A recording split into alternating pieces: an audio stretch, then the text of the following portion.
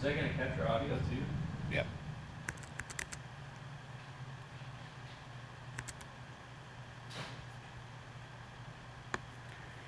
Okay, so looking at this, obviously you went in and you started from a create new site. And then of course you went through, so on Wix.com, your first task is really to look and find the right template for you. So there's a lot of different approaches. I think the biggest thing that I always suggest is that, like, when you're looking at, your particular site, whatever you do end up doing with it, it's got to have the look and the feel. And I was just telling Hugo this. The big thing I look for is, does it convey who you are in the direction that you're going? So, for you, if you're looking at, you want to do, you want to show more of your technical side, I would use a lot of imagery surrounding that idea. You might want to replace some of that the more studio looking stuff with elements that really show, your technical skills. That kind of, while people are going through your site, really allow them to say, oh yeah, wow, like, I really get that. I really feel like, while I'm going through your website, I know what you're about by looking at the images that are used. So for the live guys, I say, hey, lots of images in live. For the studio guys, lots of studio images. For people that are doing both, then a mixture of both. For producers, it's got to look like you doing something in the studio, or some sort of producing elements in the background. And for you, if you're going to do the technical side, we need to see some of that. So, you might want to get some cool shots of some tech stuff, that might really blend in. The other thing is we're going to avoid. So let me open one of these. So I'm going to just go ahead and pick this template here, so we can begin. But what you're going to want to avoid doing is, you can use images of you, but for any of the pages that you're going to require, you to put a lot of text over top of, you're just going to want to avoid putting text over top of your face, or or pictures of you. So some of these you are going to want just generic background pictures, kind of like the template you have set up. So that might be one of those things you might want to do. And so let's go look at this real quick, and let's talk about some things you need to start to set up beforehand. Now, first of all, the site that you chose doesn't go live until you publish it. And up at the top, you can see there's a save icon. Mm-hmm. There's the preview icon, and then there's the publish icon. Publishing is really, that's when it really gets out there and it's live. And so you do that the first time, it's nowhere to be found. So you are required for this class to publish. So you have to, by the final, have it published, because you're not allowed to present through the editor. Okay. Because it becomes very troublesome. So you need to have it in the finalized version. Okay. The other thing is that the preview, just to kind of give you an idea, the preview, unfortunately, like if you hit the preview, it opens you up to, like, this is what it would look like if you were using it. It does have some problems. So there are some difficulties to how the preview is designed. So it's very important for you to just kind of keep in mind that if you set something up and it looks a certain way in the editor and it doesn't look that way on your preview, once you publish, check the link on the browser, and then look at it from the browser side to confirm that it does actually work correctly. Because a lot of times it'll show one way and it won't in the preview, but it actually does look correct on the live screen based upon the link. What's up, man? Quick question: did you already choose a Wix template? I didn't save it, but I know which one I want. Okay, cool. Okay, so I'm walking through. We just started. I'm walking through some basics. Okay. So, and I'm recording this so that we can, I can share this with you guys as well. Yeah. Do me a favor and just go and log in. you know, you can either begin to choose your template. You might want to choose it real quick. That way you can kind of start messing around with some of these functions while I'm going through. Yeah. Okay. Is that cool? But yeah. So actually save the one I want. Yeah. Okay. Yes. Please. Yeah. Okay. So looking at this, if we really kind of take it from the top, not all of these menus are going to be like super important for you right away. So whatever we don't get into today, we'll get into on Monday. But if you were to look at across the top, there is the undo and redo command available on here. You could still use Command Z, you know, if you need to go through some of that. Like what I like to do a lot of times is maybe I want to try something and see if it looks right, and if it doesn't, I'm just going to undo it. If you ever do something catastrophic, I have had a couple instances where I couldn't get something back that I really wanted to. As long as you didn't save it that way and you had a saved version of it where you did like it, a lot of times I'll just close the editor and reopen it, and it'll be where I last saved. But that brings me to the point that once you guys are in a spot where you've done significant work that you like and you like it where it is, please save it. Saving it only does this, so you'll see when you save it, it'll hit save. The first time, oh, that's right. So one other thing that I should mention is this section here. In terms of the domain itself, you always get a free domain with Wix, but it is under the like account name that you used. So it usually says your account name, mine is voxscore.wix.com / and then whatever your site specific name is. So like the first one I ever made was voxscore.wix.com / Vince Casas. But at this point, you're also able to connect your own custom domain. The only catch to this is that you're going to want to make sure that when you get to this step, you choose something professional, and you're understanding that it's going to be easier to not have to deal with trying to change this later. Unless you're going to go to custom domain that you own later on, that's fine. But when you actually have this, the free Wix domain, what I've noticed is as soon as you start using it and you start generating traffic towards it, if you then try to change it, you just have to remember that you have to have beaten and surpassed the amount of traffic on that listing, that new site link, in order for it to come up first in Google and the Google search engine. So, or any really of those search engines. So like if we were looking for your name and your name is attached to this domain, and then you decided, oh, well, I'm going to change my website domain, this one will still come up and beat it first. And if you change the domain later on, it'll be a dead link. One other thing to note that's pretty interesting, though, is even if you decide to choose your own customized domain, whatever you name it here, if you have a customized domain like yourname.com, it'll actually still be listed under both. So then again, there's the other catch 22 is making sure that the domain that you have is the real one that's being used, and it has to again surpass in the overall traffic activity in order to be found first on Google. And I only know this because I didn't buy my own domain for this site. Actually, I had two sites. I had one that had my own domain, and I had this site. And once the Wix site really started to beat the hosting that I was getting from the other company, I decided I was going to close that one and bring it over to here. But unfortunately, at that time, I started generating activity with the Wix site before I had changed it over, and it started to surpass my standard.com.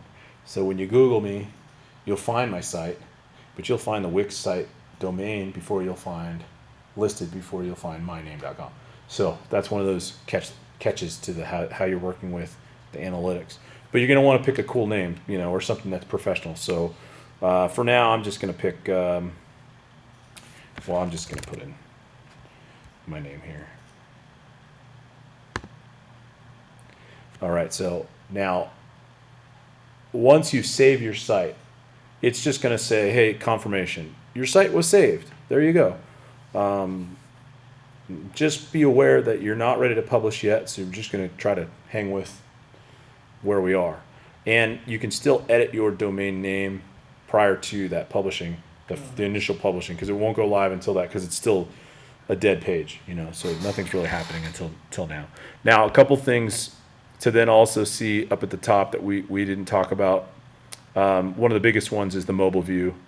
So if you hit switch editor views, you can see the edit desktop view, edit mobile view. The mobile view, well, this is obviously a template, so the mobile view is already set up, but this is how it translates. And you can do you can rearrange any of this. The only catch is you will have limited customized abilities on the mobile editor. So all the stuff that's off to the left as far as your tools go is really limited in this site. So like, let's just say, I do this all the time. So let's just say I wanted to, I got this text box. Oh, that's cool. I want to copy paste it and add another text box. This is what it'll say. Making changes. Looks like you're trying to cut, copy, or duplicate an element. Head to the desktop editor to do the following. The only downside that I typically run into with the mobile editor here, although I love the mobile editor, I mean, the fluidity of using it, this particular site on Wix, the mobile translation surpasses any of the sites that I've used. So first of all, I'll say that it's phenomenal. The only catch is that they've elected to really only limit you to being able to make additional changes like add-ons in the desktop editor. So you're going to want to make sure that you don't really, I'll say this, don't mess with your mobile view or your mobile editing until your final stage. When you're ready to rock and the desktop version's about to be published, that's when you can jump into the mobile editor and start moving things around and making sure things are there. You can also delete things that you don't want in there. So you may have all this crazy stuff that you just don't want on your mobile editor. But if you do it too soon, then as you make changes in the desktop editor, so you'll make changes in the mobile editor before you know it, you're going to have to go back to the mobile editor anyway and work out some of the glitches or just some of the formatting, things like that. Another thing to keep in mind, when you're doing your overall setup for these pages, the bars that you see, let's see, let's slide this out of the way just a little bit. You see this overall grid right here. It's really designed to make sure that, and there are these zones that are applied, but it's really designed with these lines from top to bottom. Those vertical elements are just kind of like your safety margins, making sure that you stay inside of those, knowing that depending on the size of the screen and the spec of the screen that the viewer is using, most likely either the stuff on the side is going to be give it a nice professional touch, or it may actually be cropped out. So it's a little safe to just assume that you're always going to apply stuff towards the middle of this section here. The other thing you have to kind of keep in mind is depending on if you zoom in or zoom out. So like if you do Command plus or minus on your browser, you can see the grids kind of apply, right? But watch what happens to the image itself. You're seeing the background image. Now, this will happen if your image is set or designed as a background. So notice the background image actually is fixed. It doesn't move based upon my plus or minus changes. What does change is everything else, particularly text. And if I had an image placed on top, if I had thrown an image on top of the background, right now we're just seeing a background. If I throw an image on top of the background, you will 100% begin to see that adjustment change, right? So you'll start to see almost like the zoom in, zoom out features. So what I do suggest, because I have a lot of students that'll build their site at home, they'll come into class and they'll go, oh, what's wrong with it? It didn't look like this at home. Most of the time it's just a zoom in, zoom out problem. And if you may have either been zoomed in or zoomed out based upon what you're doing at home. But don't freak out, because a lot of times that's all it is. Because I had one particular student that saw that issue and started moving stuff immediately, And then when they went into the presentation, it was moved again, and they were like, I don't understand what's wrong. And it was just, I mean, it's a simple command plus or command minus situation for the browser. Now, I'm in Firefox. Recently, I've had more stability with Firefox. Several terms ago, we were almost exclusively using Safari because we were having some problems with Firefox and its compatibility. So it really does depend, just understand if you ever get stuck, you may even want to start trying other browsers like Google Chrome or such. But let's look at let's get into some of these changes here. Up at the top, you'll see it lists pages. One thing that you're going to have to kind of get used to is these menus. Like you can see, there's a menu applied here.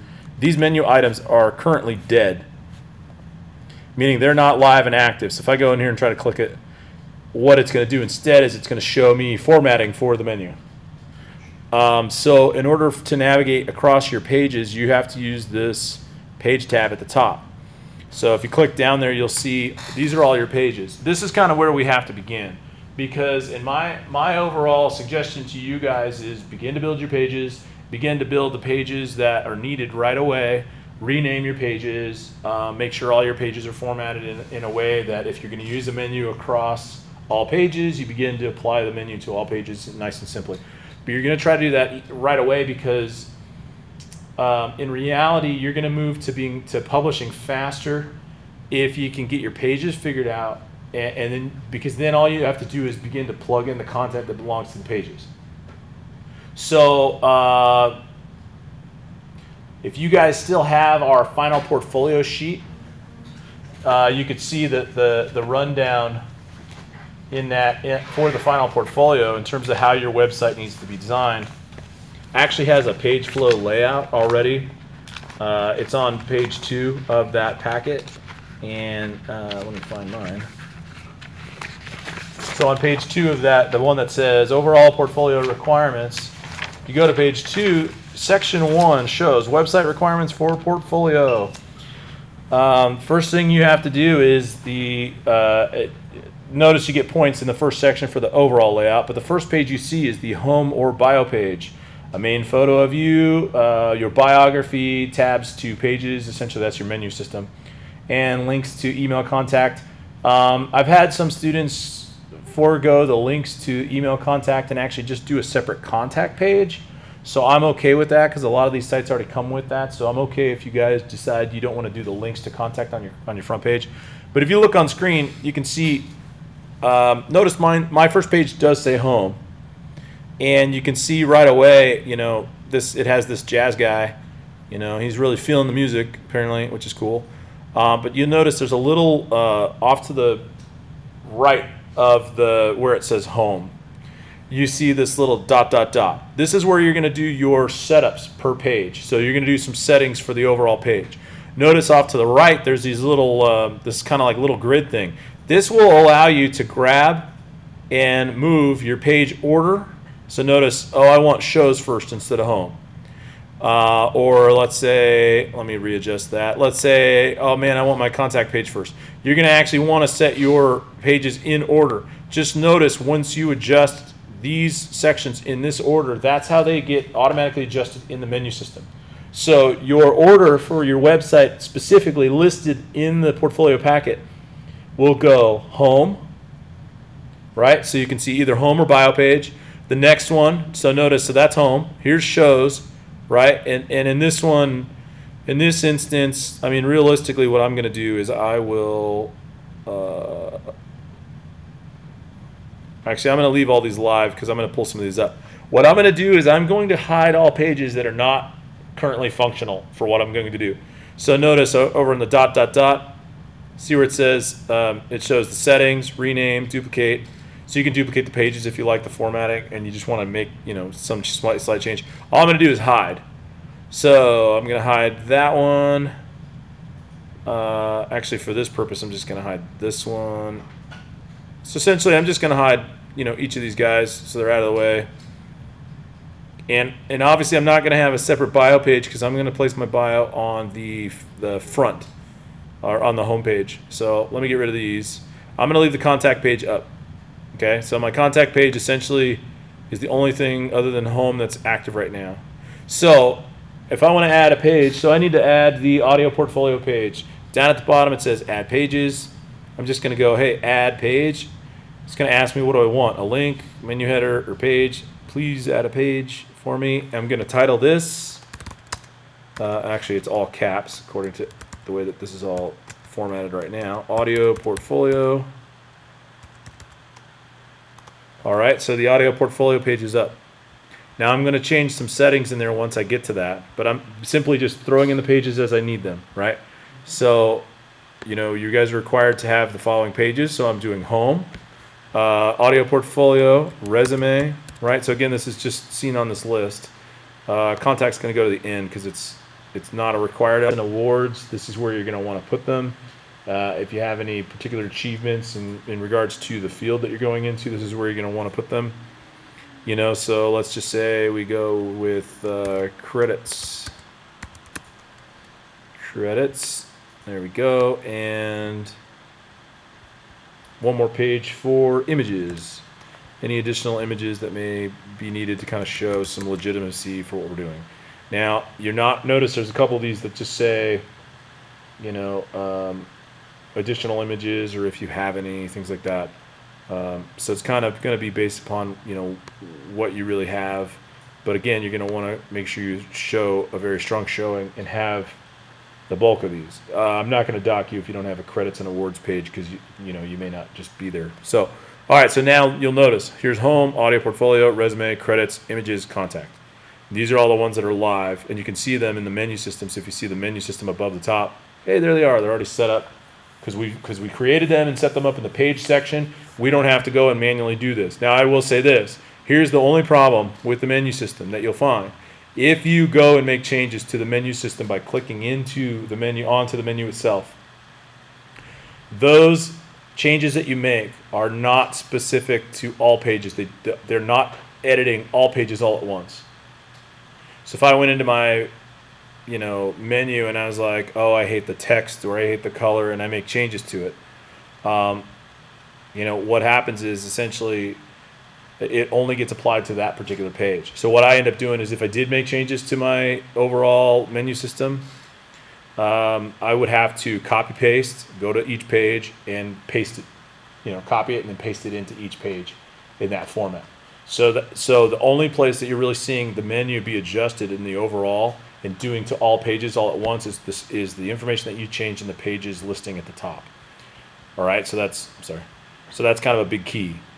Okay, I'm just going to save where I am so that we're functionally moving here. All right, that's awesome. Great job. Not too bad so far. Let me go back to my home page. And of course, whichever one's highlighted in blue over here is the one that you're seeing up on screen. So let me go back to my home page. And let me go ahead and open up the area that says settings. Okay, so I just want to point out a couple of elements about the settings that belong to each page. So first of all, each page is going to have a name on the menu system. But each page can also have a separate URL. So, you know, when you're doing your home page, in most cases, your home page can be found by either putting in the general URL that you assign to it, to the page or the website, or the URL/home, if that's what you called it. When you're looking at these other pages, so like the home probably isn't the best example just because of the fact that it also defaults to the standard URL that you use because that's the first page it'll show. If we were to look at the audio portfolio URL, if I didn't want the URL to be audio portfolio, great example as to why is if the word audio portfolio was just too long of a word to add onto the URL that was already, in my case, it's voxscore.wix.com/vince/audio portfolio. That's a lot of information to put down. So in some instances, your page name may be a long name, but you may want to make the URL something short. You know, you may want to call it AP. You know, sorry. And that may be what you want to do in order to keep that extension from being so long. And you'll see that on a lot of websites where it's just, you know, if they really wrote everything that was assigned to the title of the page, it would really make it a very lengthy thing. So, there we go. Okay. So, let me make one adjustment here. So I'm going to go back to this. So let's take a look at a couple other things here. At any given time, if you found that you're building your page and you're like, you know what, this serves as a better looking homepage than what I already had designed, you can say, hey, you know what, let's make this the homepage and hit set on any of the other pages that are not listed as the home. And the little home icon, you can kind of see it here, is what kind of resembles who really gets to be the homepage. You'll also see that here you can set your layout section. Now, I have a website that I did through Wix. I'm working on some updates for it, but in the instance that in the way that I had used it before, I didn't want a header or a footer. It drove me nuts to have the header and footer section. Particularly because I wanted to be able to show from top to bottom the images that I was using, and I didn't want to waste any space at the top because I was trying to squeeze in a ton of information. So what I did is I just pulled, where it says, the layout standard with the header and a footer, or no header and footer. You can specifically elect to do such a thing, and when you do so, you'll notice if we were to look at this,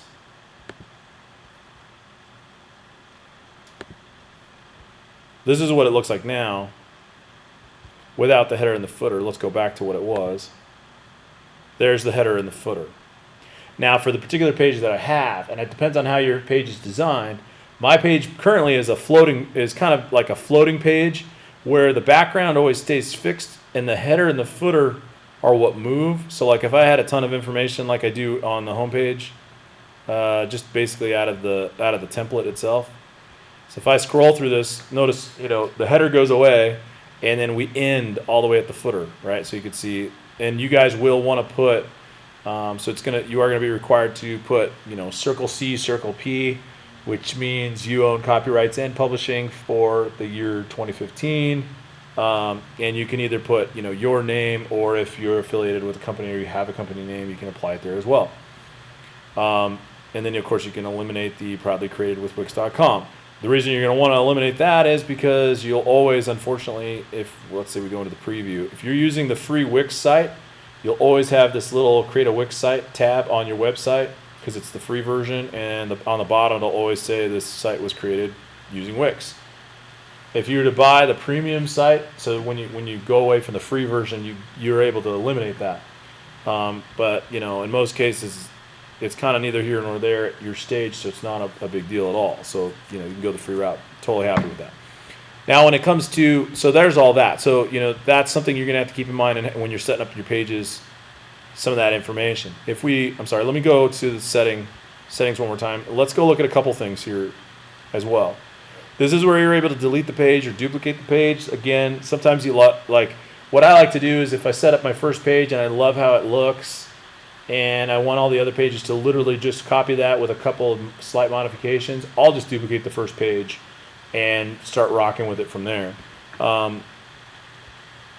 In the permissions tab here, you'll see that there are some restrictions you are allowed to use for your website. So you can see there's no restrictions, which is public access, password protection, which is you have to enter a password in order to view the page. Or members only, visitors need to register as site members to see this page. So, kind of a cool little feature there. If you were doing something in either one of these kinds of forums, just notice it's what you don't see here. There is not necessarily a subscription per se option. It's not fluid in that kind of format. A lot of times I just say, hey, look, guys, if you're afraid of leaving it live, I totally understand, but go try to search for it and see how easy it is for you to find it currently. Because in most cases, within your first couple months, unless you're getting a ton of activity, it actually is it's pretty hard to find. So the odds are you're not really going to have to worry about it being public, because it's not like you're going to have millions of people finding it everywhere, because it still takes a ton of promotion to get it out there. Now let's talk about real quick, because this is going to be the key for you. Search engine optimization, which is what SEO stands for Google. what's the page title on search engines? And this is where you really need to apply, and it gives you a great example. I know it's kind of light right here. For your homepage specifically, and for your overall website, you're going to want to have this done, but you're going to want to include your site name and what you do or what you are, like what you're really providing there, because that's what's searchable on Google. So, and what a lot of people, it drives me nuts actually, because I've worked very hard for me. For me, I've worked very hard to make sure that on the internet, if you were to type my name in, you can just find me. But I have a lot of people that are so used to, they only do combinations. So when they're searching for somebody, they never put that somebody's name in Google because there's always thousands of people with that name. So what they a lot of times do is type in that name plus either what they do or what city they live in. So a lot of times people will search me as Vince Casas Las Vegas, or they'll search me as Vince Casas artist or songwriter or musician, guitarist, any attachment to any of those musical things. And the combination of those two words gives you different filters, So you're going to find different filters and different items. So you're going to want to be very specific to making sure that when you put your website name here, it gets carried on with your name, and then what are we really looking at here? You know what I mean? It doesn't actually have to say your name, audio portfolio. What you might want it to say is your name, live audio engineer, or your name, studio technician. But that way, when someone does look for you, there's an association there. The beautiful part about it that I like, though, is by using this, if they did search just your name, and you were doing well enough on Google overall for the search engine analytics, if you're doing enough, and you have enough traffic, then when they search your name and they find you, they see the listing say your name / audio engineer. Or your name / whatever you really apply to this, what you do, instead of it just being just your name. What I really like about this specifically, guys, is this also elevates it so that when you get searched, someone searching for you on the internet, which is vastly popular right now, instead of your Facebook becoming the first thing that shows up, which doesn't have an attached your name and a profession, which is what I like about LinkedIn. LinkedIn, you guys got on LinkedIn, you guys are developing on LinkedIn. Once you get more activity on LinkedIn, there you go. There's an attachment to your name and what you do. And the website really sells this for you.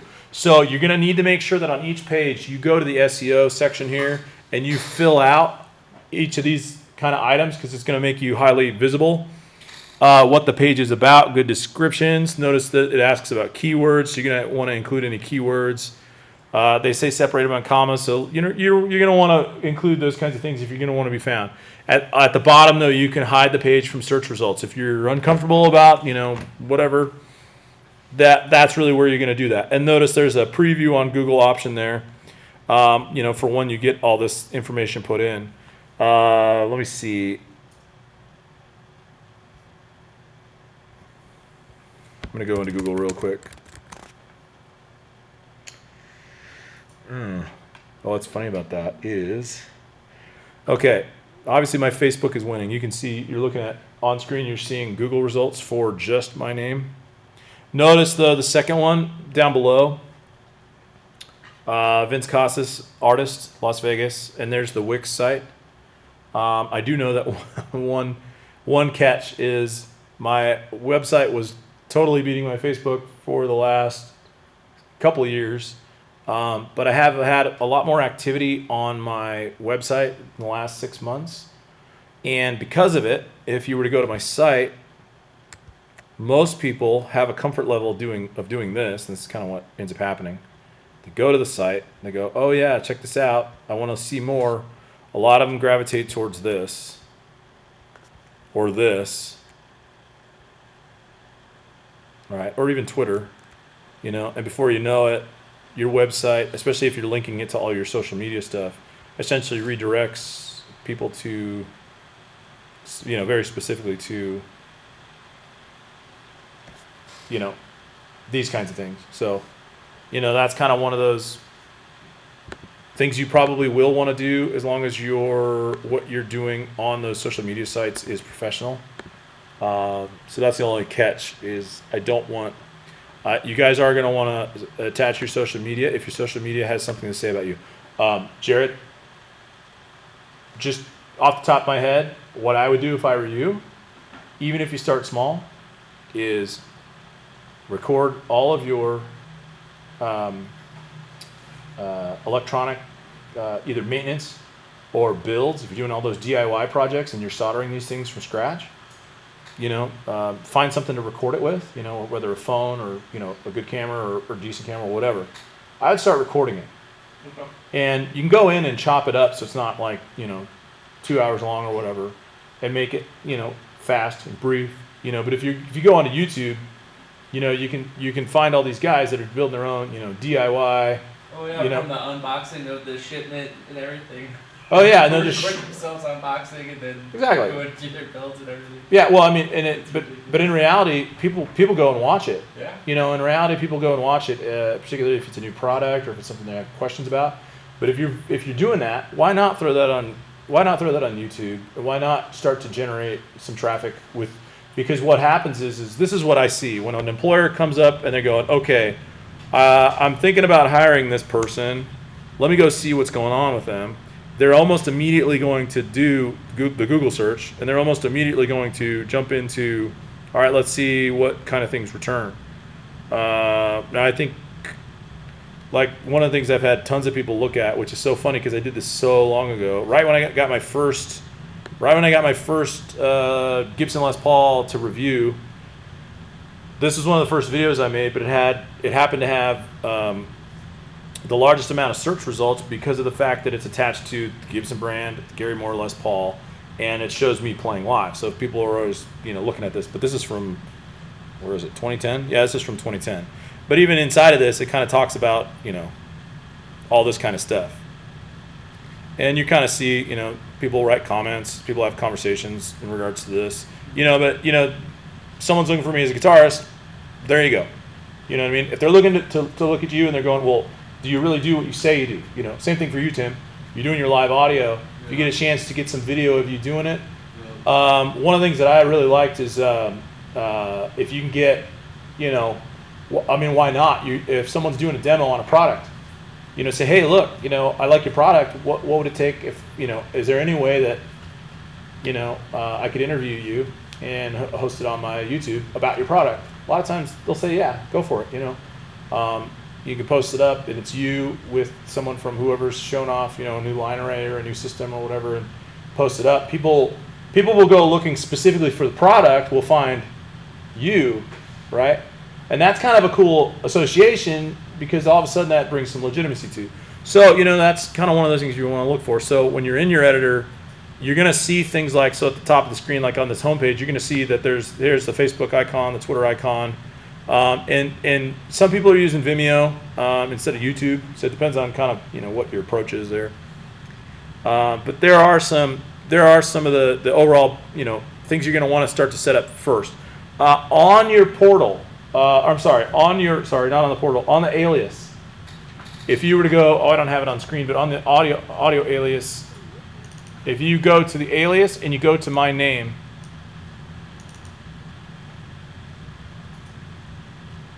First thing you see on the top of the list in that folder, if it's sorted correctly, like mine is, you should see a doc that says Circle C, Circle P .doc. You see that in Word? What I did there is I created basically I created a document that has the Circle C, Circle P icon that you can copy paste into your website. Most of the templates already have Circle C, but they don't include the publishing. And when you guys are being audio professionals, when you guys are releasing published material and you own the publishing, I always suggest putting it down putting it down in the bottom of your website. So I usually do Circle P, Circle C. One thing I always suggest early on, let's go ahead and make sure that we do that. So if you look on screen, I'm just down in the footer, and they always do some sort of generic number there. If you click on it and you hit edit text,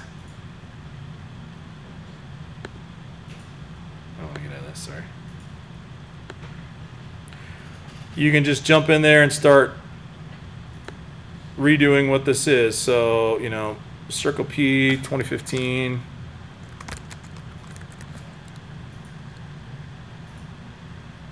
Now, the other thing I like to include, and I don't know if I put it in that doc, it used to be that all rights were always reserved. Thank you to Creative Commons that most people believe that the majority of uneducated audio people in the business, and there's a lot of them, they're not really necessarily professionals, they're kind of trying to work their way in, don't have a quick understanding of the difference between how copyrights work, and they get so used to the idea of what's called Creative Commons, which essentially means that in the Creative Commons law setup, you can just borrow and take any of my work and use it as your own and make your own money off of it in any way, shape, or form you please to. And that's kind of a popular thing on SoundCloud. So a lot of times I like at the bottom of my websites to enforce and make sure to reiterate copyright plus the phrase all rights reserved. And all rights reserved means you own all rights and you're not allowing anybody to necessarily borrow any of your information without essentially compensating you accordingly. So there's that. In addition to that,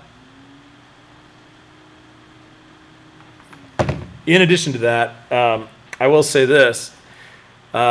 Your text overall, notice I'm in the text settings section here. In the text settings, if you double click on it, you'll see it'll say what kind of theme, and you can save the theme setup. So if you want to update your theme so that it looks like this, but if you adjust these themes, you'll see that immediately it's a font style mixed with size of the font. So you'll see like these ones are in white, and it's a 40 point, and notice this has italics on it. But up above, you see they're using some that are in the gold. Now, what happens is with these themes, each website that you decide to open. So, like when you opened your template and you started creating your website from your template, it came with specific website themes. And what you're supposed to do with these themes, ideally, is anytime you're creating, particular headings, you're supposed to be sticking to these types of themes. So if you're just doing like a basic heading, all your basic headings need to be at 18-point font in white using this theme that's already set up. If you wanted a huge heading, you're going to be wanting to utilize it in this format up above. And once you get into what we know as just sentences, you use these paragraph themes. But again, you'll notice there's a couple different sizes, 16, 15, and 13. You're going to want to stick to an overall format for each so that you're not jumping back and forth between different font sizes and different text types and all that kind of stuff. So you kind of have to make a basic flow for the overall what you're using in your text, as well as you'll see that you can specifically change your fonts down below where it says fonts. You can also change your font size by just grabbing the slider here. So if you were to, just decide, although there it goes. A little slow, a little laggy, but if you were to decide, hey, we want to change this, hold on. The one thing you'll notice this happens quite a bit is in order to change the font, you just have to make sure you highlight the text. So if we want to blow it up, we have to highlight the text. It has to be highlighted or change anything in regards to the font. You can see down below, you scroll down below, it's kind of nice the way that they built this in. You got the standard stuff, the bold, italics, all that stuff. You also have the color of the text. You have, if you want to do what we, in Word, you use this a lot or see it a lot, highlight, which is essentially like as if a highlighter was applied to the overall wording. So there's that option. Notice there's also, and it's very easy to get to, which I love. Let me back this up to where it was.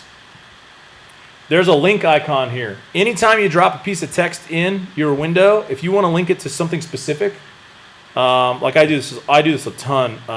Like when I'm doing my credits, I'll drop my credit page and I'll put all my album credits, and a lot of times I'll put the links to either iTunes or Amazon or any of those kinds of things, or maybe links to other artists' website if I did some work with another artist. And you're going to want to make sure when you're highlighting the text, you choose the link option. You can apply the specific URL to that link. Down below, you'll also see some the alignment settings for the paragraph. So align left, align right, center. That's all there. Bullet points, the numbering. Down below, you also see basic effects. So a lot of times you're going to need effects if you guys are putting stuff over white backgrounds or lighter backgrounds.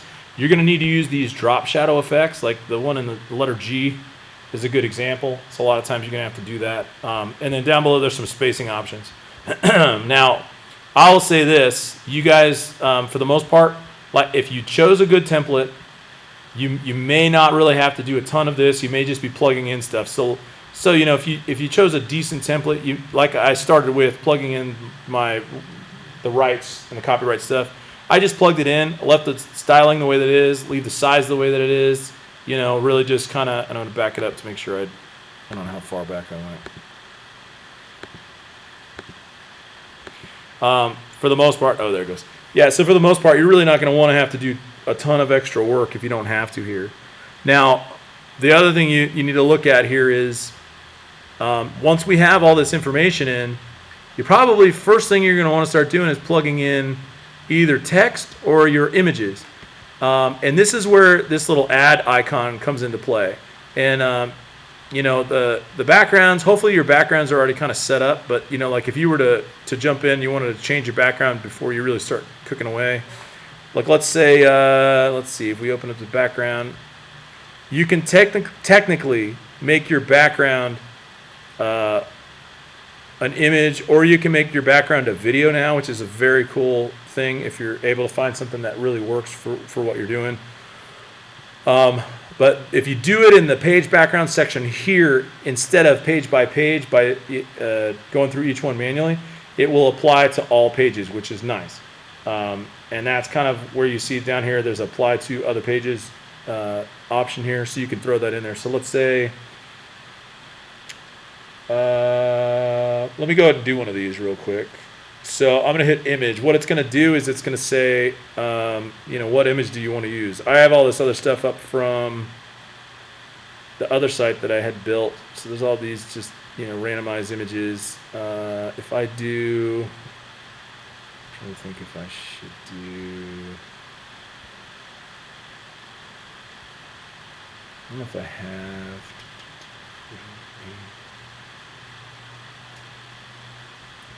Well, let me find.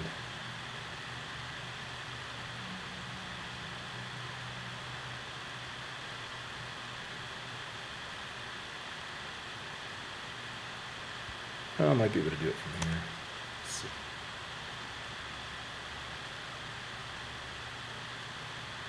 Oh, it's going to be too big, I think, actually. Yep, hold on one sec. Let me fix this real quick.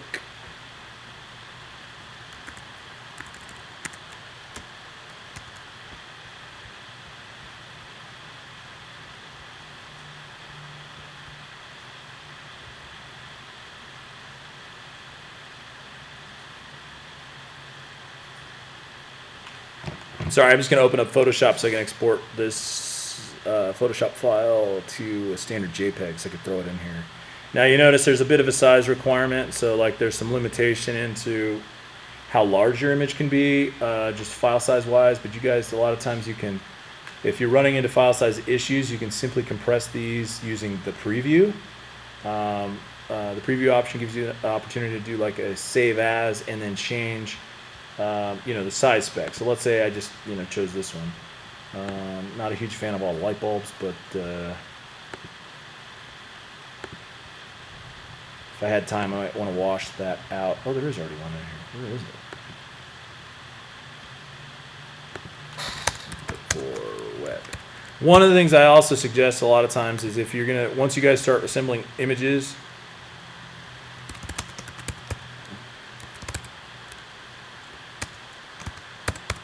you start throwing these into specific folders so that you can access all images if you need to reload them. Because I've had students, unfortunately, not pay attention to where they were putting stuff, and then all of a sudden they didn't save their work on their website, and then they're in need of images that they can't find or they can't locate anymore. So let me go back to full website, 2015. All right, so this thing's going to import, and then what's going to happen is I'm going to hopefully align this. It might. The only thing I don't like about this is I think the alignment is center on the picture that was taken, so I might have to shift it to the right in order to kind of get it to follow suit with the way that this template is set up. Because in the template that I chose, you see the image that's already in the background is shifted to the right, and text is off to the left. So I'm gonna have to do a little bit of adjusting to make that work. So once I import that, I'm gonna go ahead and click on it, and there's a little thing down here that says apply.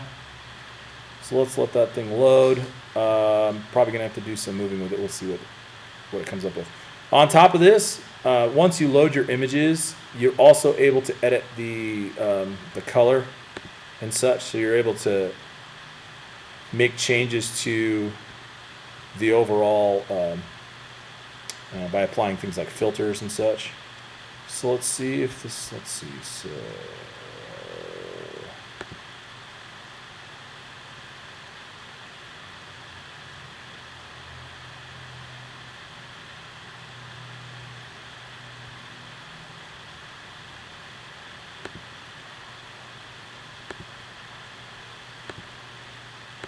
I'm losing a little bit because of the header, looks like.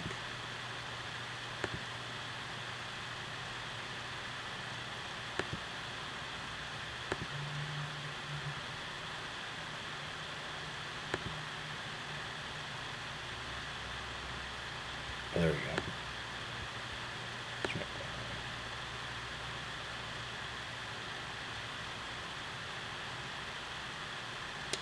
Oh, I think we're going to have to...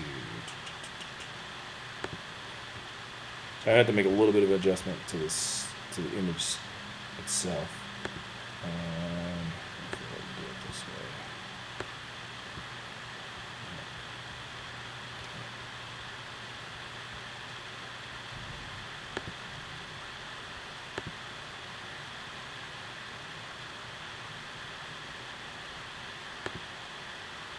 Almost there.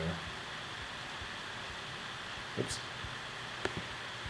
Yeah, well, you can probably see this on screen. The header is kind of clipping off the top of this image, and I want to see if I can get that. I don't mind the header being there. I think the thing I don't like is the fact that the header is taking over part of the image. So let's see. Just want to do that before.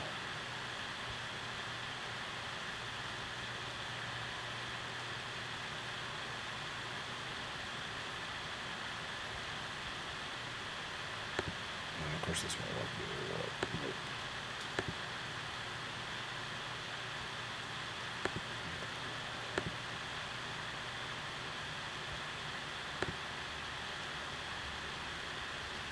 We're closer. All right, notice over here where it says color. So if you want a solid background, you can use these color options. And if you're ready to, like, if we're like, oh, we love it, let's apply this to all pages, you're gonna apply it to all. You could just select all pages, or you could specify which pages you want to apply it to. For now, we're just gonna go with all. Cool. Yeah, good, did it. Okay. Now, of course, it's going to change the overall settings of how things are going to look. So now if we go to the site itself, this is kind of like that newer format. We were talking a little bit about this. Essentially what happens is the background image stays fixed while the text over top kind of just shifts through. And I talked a little bit about the problems with it covering your face. So I think what I want to do is I may end up seeing if there's a way.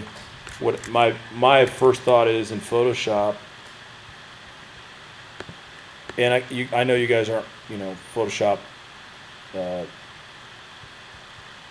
experts, but if there's a way, if you guys have any image capabilities, my first thought is let's go ahead and make the image so that there's more left opportunity here, so shift the whole thing to the right, which might really open up the background a little better, because right now I'm not as much of a fan of it because of the way that it's doing that right now. So actually the one thing I might change is I might change this.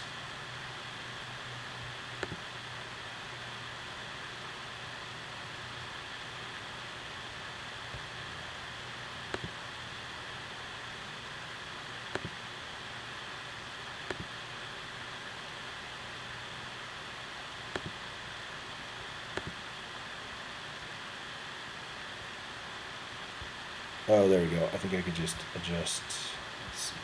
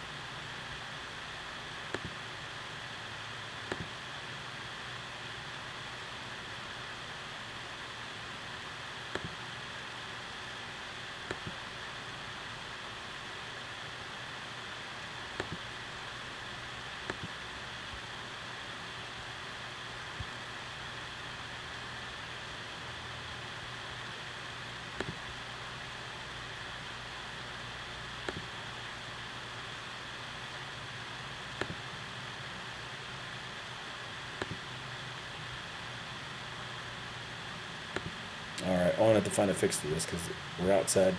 One of the problems I'm seeing right now is we're outside of the boundaries. So I might have to crop the image in order to get it to fall inside. Because I'm not able to just directly grab a hold and make it move. One thing you can see is, let's say I jump in here and start making some changes to the text. So I'm going to kind of keep this just as it is. Oh, not that way.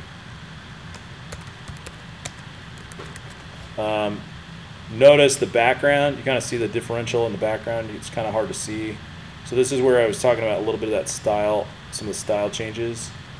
Sliding down, maybe using this drop shadow option. You can use like the harder shadow options. I prefer the kind of more smeared, but looking at the colors in the color scheme, I really probably won't want to go with this gold. I may just elect to just do like a white, so it's up here where it says color. We might be just better off doing white, or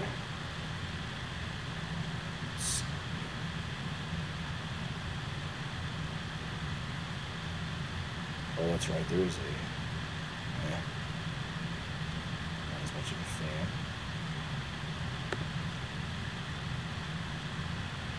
All right, and then notice there's this text down below, and it says, and a lot of yours are going to be like this, and this is how yours should be laid out. It should say your name and what do you do, right? For mine, let's see.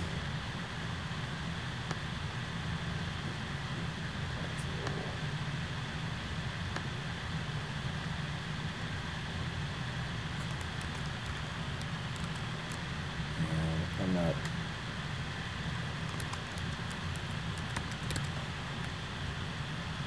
Again, we're going to go with the shadow, drop shadow option, because we want to make sure it has that look. And then immediately we can start plugging some of the stuff in. Notice there is a bit of a gap.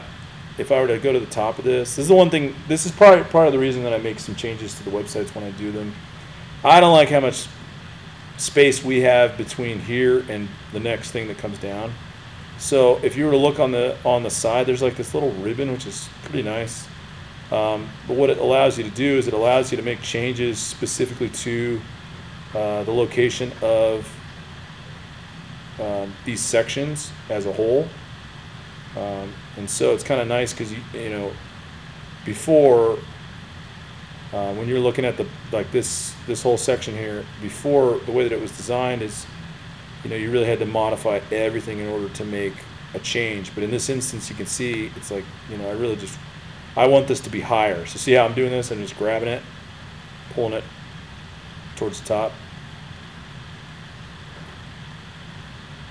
So, and it shows off in this one section here, particularly for this site. And actually, I'm probably just going to move this to. Ooh, what's too far? Formatting and spacing is going to be a big part of the look of your website. So you're going to want to make sure that you try to get it. I don't know why this is.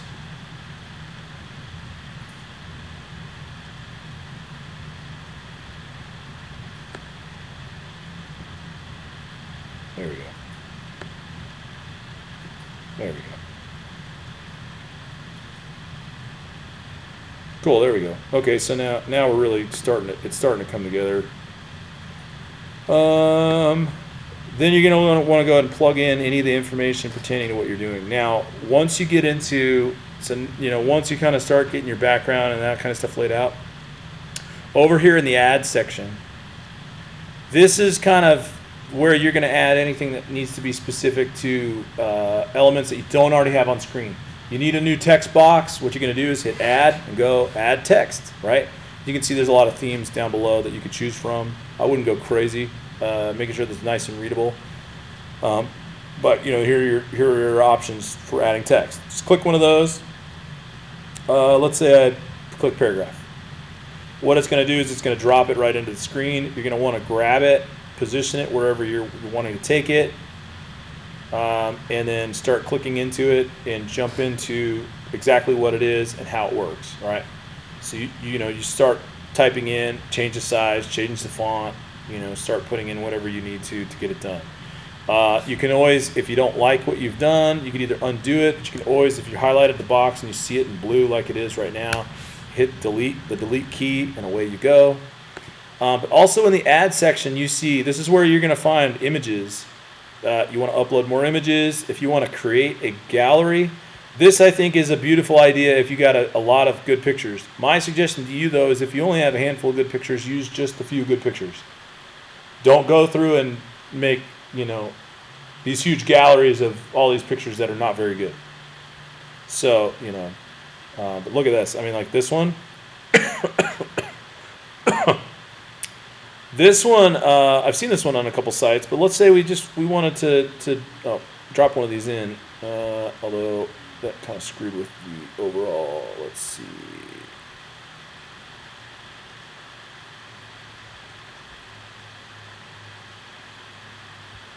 Sorry, I might want to.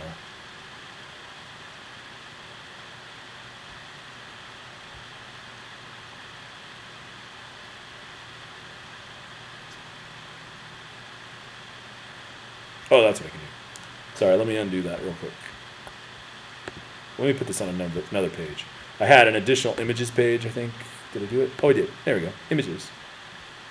All right, in the images page, if I go ahead and just decided, you know what, in my images, I do want something more like this. You may or may not want to drop it right there. You may, elect to do it so that you can gain more access to it. So immediately when you open the page, you begin to see, these images down below. Or maybe you want it to actually take over the majority of the page. Technically, what you could do is you could technically make every part of your image page something more like this, so that it was just these particular images, and as you scroll down you're scrolling through several of them. So if like you wanted to stack these and you had one here, copy, paste, right? So if you copy paste any of these items, it's basically like a duplicate option, but if I wanted to just throw a couple of these. Now, I don't know if you've noticed, but this, go look up, go to like Ford or Chevy.com.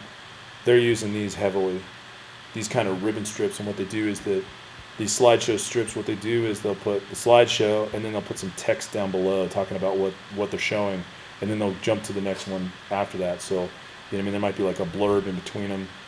But once you have this laid out, let's go ahead and change the images that are involved, and you can start to import any images you want to slide. Now, of course, you're going to want to, when you have them that wide, so that's another thing you have to consider when you're creating your galleries.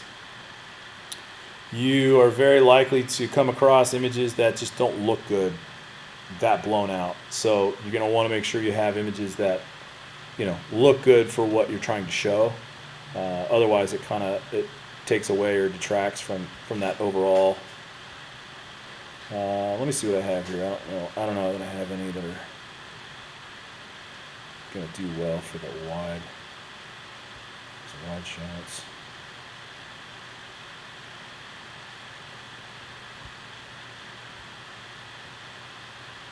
Oops, this one. This one.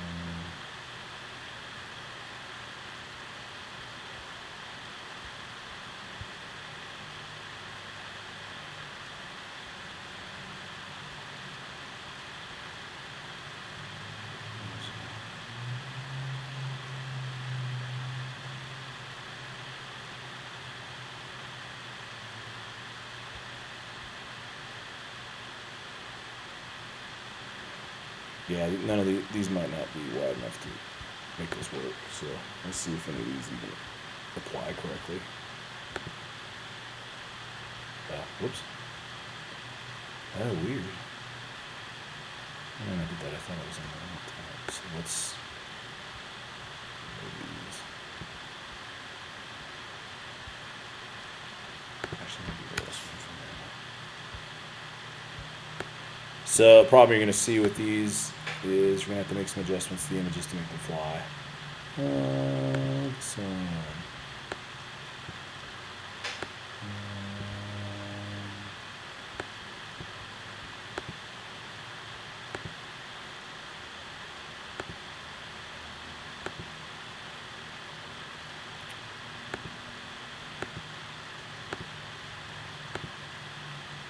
pretty much all these can be a little bit cropped. Looks like.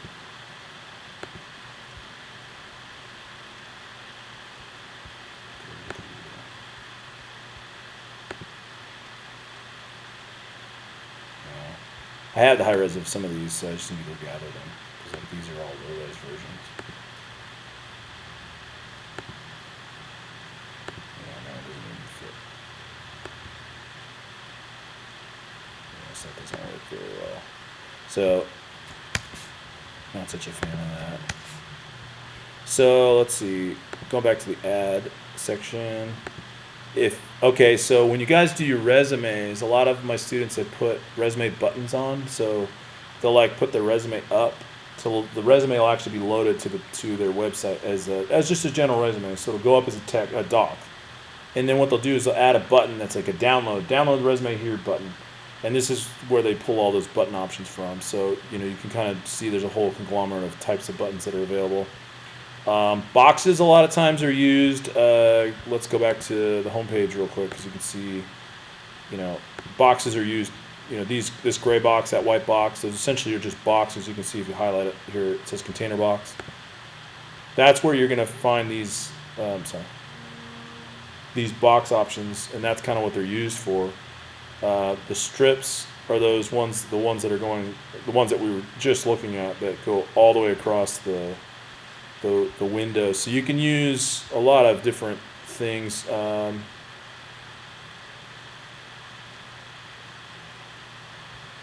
Okay, this might be, let's see.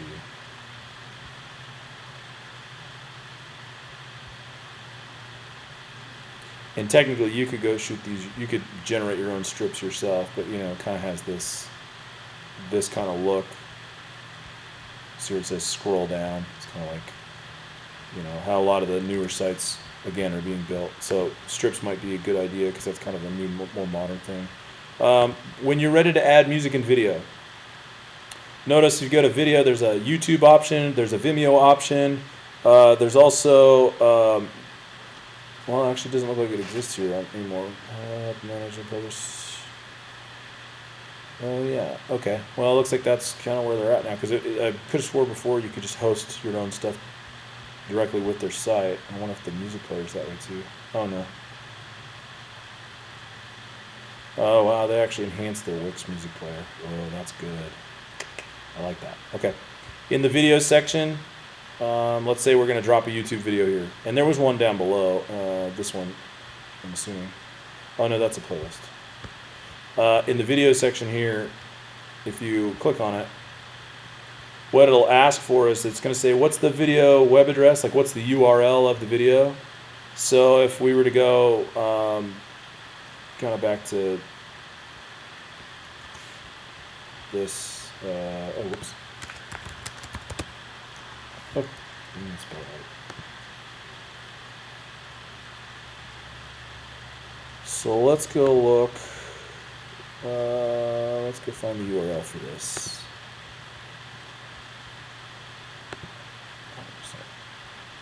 All I'm going to do is copy paste right where it says, what's the video address?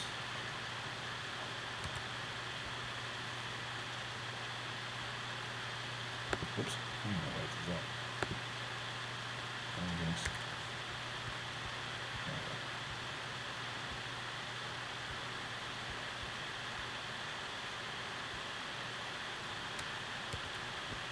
update. So when you're hosting your stuff to either YouTube or Vimeo, then you're really able to just, drag and drop these videos in. And what you can also do, like let's say I just, wanted it over here. I'd rather delete the box underneath of it, but just for the purpose of showing you.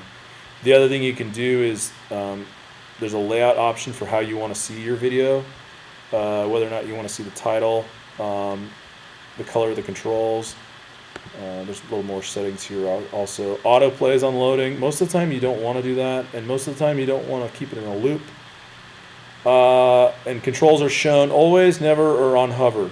So the downside to doing it in the on hover option that I've seen is that sometimes people don't realize it's a video. It almost looks like a still sometimes. So, you might want controls active. And if we were to go to the preview for this, there we go. And then of course you can just watch it directly from here. And let's see, let's go back to the editor. So the video stuff, that's all pretty simple. With the audio, you're going to be hosting any videos. If you had Foley or anything like that, you're going to host it from either Vimeo or YouTube. For your music, you really do have a couple of options. You could either use the Wix Music player, which looks like they did a really good upgrade to it. You can use SoundCloud, and those are really your two best bets. Again, I like SoundCloud because you can make updates pretty simply and easily from SoundCloud, and you don't have to go into your Wix editor to do it. I'm actually very interested in what their new Wix player looks like, so that might be something worth applying. What you're going to want to do, like let's say we decided to use the one that's already here. There's one that's down here where it says Album 1, Wix Demo Album. Let's take a look what kind of options we have with this.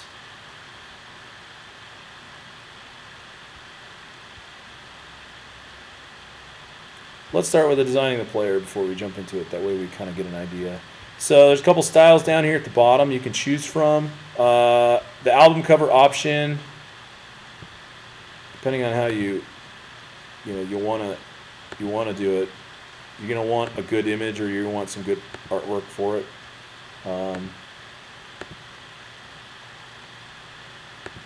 And then you'll see in the control bar, there's a couple options for just what that control bar looks like. A couple of different settings here. I don't suggest autoplay. Most people are frustrated by autoplay. I don't know if you've ever had autoplay. Most people don't like autoplay because it's a little abrasive. Meaning a lot of times it fires on and it scares the crap out of people, and a lot of times it's not. People seem to kind of just not be a fan, and you'd hate to offend them first thing out the gate with your audio. So, a lot of times it just could be as simply as they opened up your site, they had some computer speakers attached, your stuff's nice and hot and mastered, and their volume might have been up, and they get blown out of their chair, and they're like, screw this guy, and they move on. It's like if I just want to do a quick check on my phone, I'm like, that's just eating up there. That's very true. That's very true. That's very true. And so you can see there's the option to add the music or add the album. They're kind of moved into this, online streaming world, which is, everybody's kind of there too. So if you don't like all the stuff you have to do to make that fly, it might be better to just host it through SoundCloud. When you're hosting it through SoundCloud, let's see. When you're hosting it through SoundCloud, you're just doing the same thing you did with YouTube, except you're going to go SoundCloud, where is it? Oh yeah, I prefer to use, so you could use this SoundCloud player, but it's a single track. I prefer to use the SoundCloud playlist. So what you can do is just, use the SoundCloud playlist. It'll say, do you want to add it to your site? Let's see what the demo on this one shows. I don't know if it shows there. Oh, there we go. You'll just go add to site. It'll throw it down. And then this is what it's going to look like this until you jump in and start making changes to what the overall color scheme is. And then it'll also require you, let's see, let me go blue for now. This one's kind of gross. It's also going to ask you to connect your SoundCloud account in order to get the playlist to show. Now, if you don't, this may or may not be the best bet for you for SoundCloud, for your SoundCloud playlist.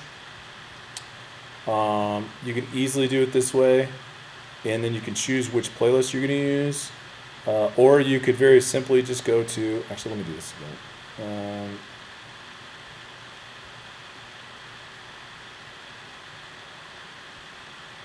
Let's see how well this does. If this, I don't remember what my credentials were.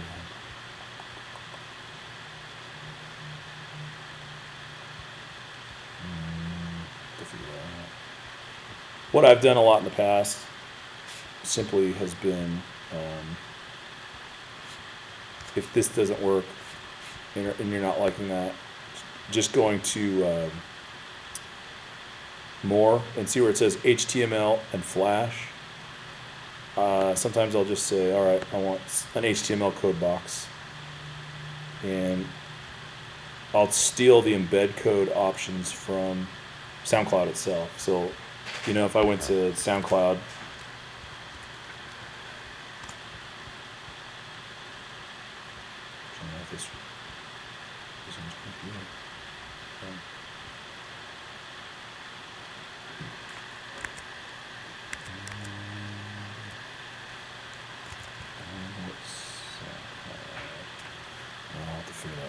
I'll have to bring this one back up and kind of figure that out. But a lot of times, like on my other site, where is it here? These are all done as HTML code playlists. And all I did was create an HTML box and then embed the HTML code provided by SoundCloud. Because SoundCloud essentially gives you embed code options. So what you're going to do with the YouTube is you'll just copy the URL. What you can do with SoundCloud is steal the embed options or the embed code. Let me figure out my password. I'll show you how to do that. But once you've done all this, you kind of get everything going. Make sure if you're going to leave the social media, it's kind of a big deal. If you're going to leave the social media stuff up, like Facebook, Twitter, Vimeo icons up, if you're going to leave those, you need to make sure they are correctly linked. So notice I just double clicked it. Here's my Facebook link. It's going to ask, hey, I need an actual website for that Facebook page. So you're going to want to make sure that if you leave them up, if you don't want them, great, it's fine. But if you do want them up, you need to make sure that you change them to something that's actually real, some sort of active site. That a lot of times you want to make sure that those are done correctly. So like for mine, I could just go in and I'm just going to steal them all from my other website. So here's Twitter, right? So I'm just going to copy the URL. So there's Twitter.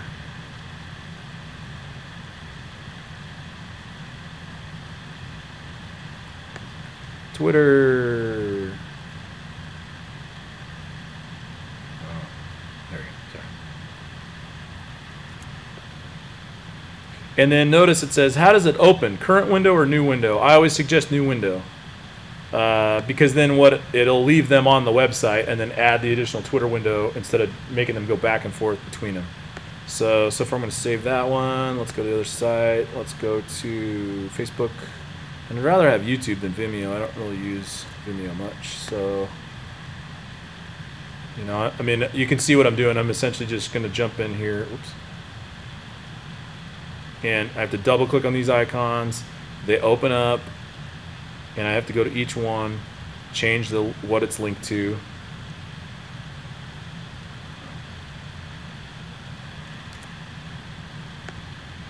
All right, hit done. Oh, whoops, I'll go on this one. So we're gonna get rid of Vimeo and add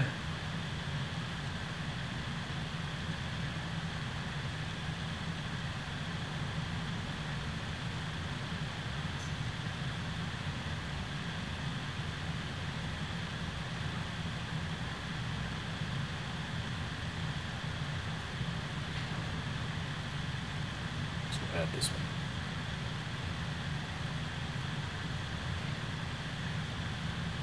There we go. And I just need to go to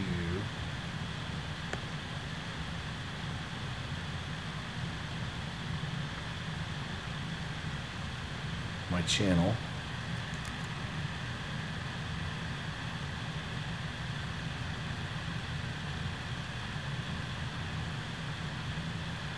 Right, you guys are seeing how this is done? Not that difficult.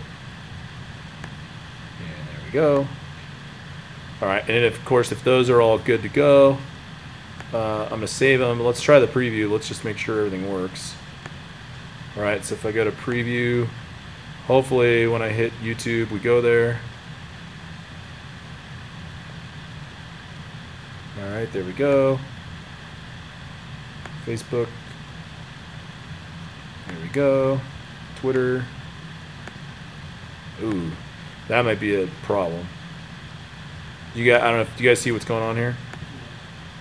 So the social icons are falling underneath the create a Wix site banner. So I might end up electing to, let's go look at the editor and see. Yeah, let's go ahead and pull these over. A lot of times. It's cool to let you do it as a group. Yeah, especially if they're assembled in this kind of like group section. Thing I don't like is looks like it wants to attach itself to, oh no, there we go. So you can see the alignment feature there. Like a lot of times when you're moving, see this pink line? I don't know if you see the pink line. You're gonna want to make sure that things are aligned correctly. If in the event, so this is something we hadn't covered yet, okay? So great example. If in the, oh cool. If in the event we decided that, okay, the text here, it needs to be on top of this box, but when we created it, we created the text first and then we created the box. There's a little icon. Oh, actually, that's not even it. Where is it? Hold on. Oh. There we go. You guys know how to right click on your computers? It's control click. If you hit control click, you'll notice a bunch of added items come up. You'll see edit text, animate, and then all the copy paste duplicate functions. Delete, show on all pages is a cool option if you want to quickly add something in that format. Oh, whoops. Sorry. But the other thing you're really looking for here is there's something called arrange. And in the arrange, it's just like if you were doing this in PowerPoint has it kind of set up like this, where you need to either send it forward or backwards. So like, sometimes once you start stacking things on top of each other, if it wasn't forward enough or back enough, this is where you're going to send it forward or back, allowing it to either show or not show. So if I was just like, I'm going to drop, of course it is easier to just do it correctly, but the first time, but let's just say I am going to drop some text. And when I drop some text, I'm going to put a paragraph over here, right? And this happens a lot. So we could do a drop shadow for this paragraph, but the problem with it is the drop shadow might not be enough. So a lot of times it's just easier to add one of these boxes. And you can see these are the theme boxes. So let me go with one of the gray theme box. All right, so as soon as I start pulling it over, I'm going to have to resize it, but you can notice there's a bit of a problem. The immediate problem is that it's not in the background. Right now it's currently up in front. So all I'm going to do is hit Control, click it, go to Arrange, and instead of sending it all the way to the back, depending on how many layers are there, sometimes you just want to move it backwards. So it's only going to take it step by step, backwards based upon what layer is there. And then there you go. You're set up with who's in front and who's in back. So that's the long and short of it. We're going to take a break and then talk about specific items that apply to what you're doing so that we can make sure you guys are off to a good start, choosing the right templates, choosing the right backgrounds, the right text. But overall, you're going to have your home page. You'll have your resume. You'll have your resume page. Your resume page will literally be your resume on this page, and with a link to download it. Your audio portfolio, which will be all of your audio, and then your credits, images, things like that. And then your contact page. If you make a contact page, that's the only thing I didn't. Sorry, it's the only thing I didn't talk about in the contact page. What they did here is they did like a text option. What you can do with your contact page a lot of times is actually add a contact form. If you go to the add button, you'll see there's a contact option there towards the bottom. Go to contact, theme contact tools. There's your contact page. Subscriptions for like mailing lists. But there are also other contact forms down here. And don't be put off by the color schemes, because the color schemes can change. What you have to keep in mind is that you're going to want it to be the colors that fit with your website, so you don't want to just pick one of these and leave it as it is if it doesn't fit. But you can use any one of these kinds of formatted contact pages. For now, I'm just going to choose the themed one. And then, of course, you can resize it. So, we may decide, all right, well, we want our contact page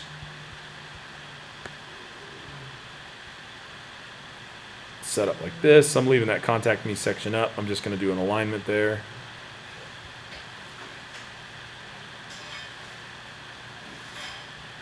The only other thing I see that's a bit of a problem is, for some reason, the footer and the home page didn't carry over to the others. So let me just go real quick to that copyright section. When we change the image.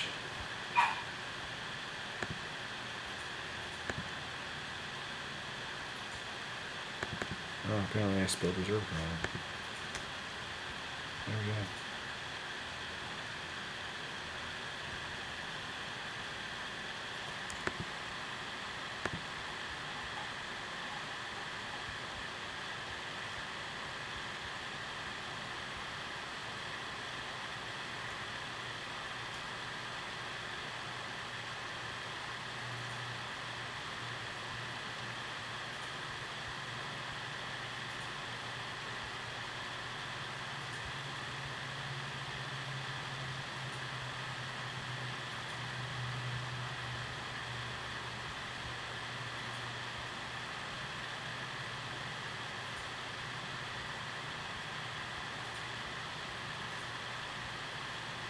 Okay, there we go. Cool.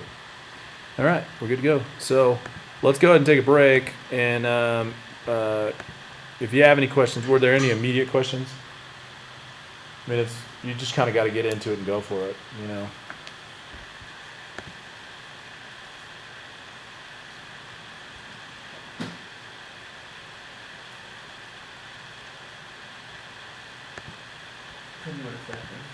Let's go ahead and take a 20-minute break.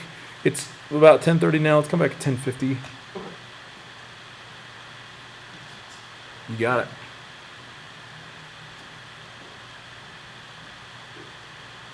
On our website, will we just have a link to a resume, or actually put the whole resume? You're actually going to put the resume up. Okay. Yeah.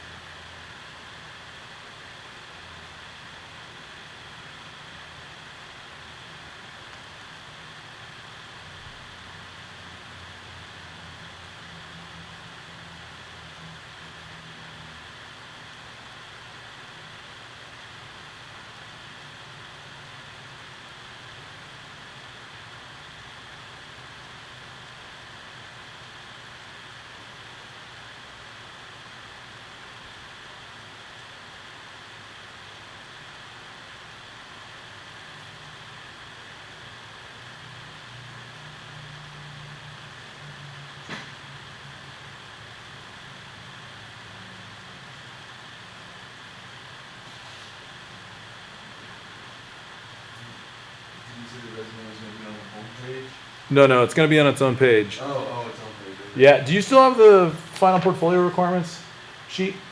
Because it kind of shows you the I outline. have it at home, but it's on the portal too. Yes, it is. Okay. Yeah. So it kind of outlines how the order of how the pages should go. Okay.